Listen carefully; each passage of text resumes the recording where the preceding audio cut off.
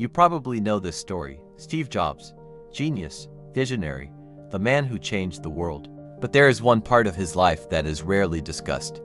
It's not about the iPhone. It's not about success. It's about what lies between the lines. 1955, San Francisco. A young student named Joanne became pregnant. The child's father was a Syrian immigrant. Her family was against the marriage. Joanne left to give birth in another city, far away from her relatives. She gave birth to a boy and gave him up for adoption. There was only one condition, that the parents had a college degree, but the first candidates, Paul and Clara, were not suitable. Paul did not have a degree. Joanne refused to sign the papers. The court proceedings lasted several months until Paul promised, "I will send the boy to college."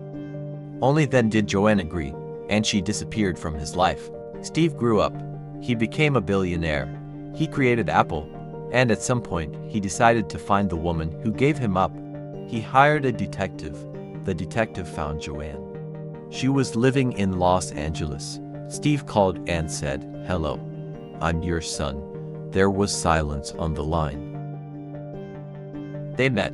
Once, Joanne told him that she had thought about him every day, that she wanted to find him, but was afraid, that she had other children, his brother and sister on his mother's side. Steve met them. But here's what's important. Joanne never talked about why she gave him up. She never talked about the pain, about the months she carried him and knew she would give him up, about how a woman feels when she signs papers for her child.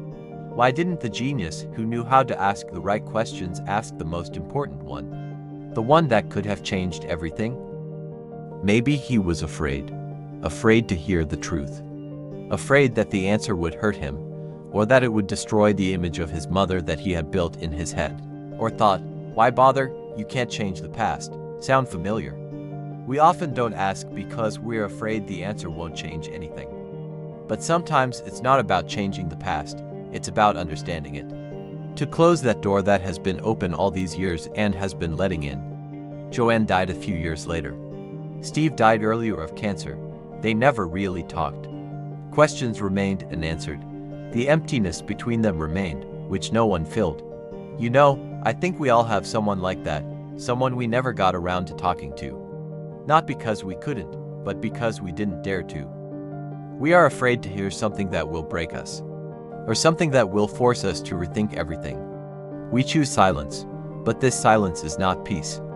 It is a war that has simply fallen silent. I don't know if you have someone like that. Maybe it's a parent, maybe it's a former friend. Maybe it's someone you've lost touch with. I know one thing, the questions we don't ask become harder over the years. They don't disappear, they just lie at the bottom and weigh us down. Steve Jobs didn't ask, he took it with him. What about you? Maybe today is the day, not to change the past, but to finally close that door that is still open.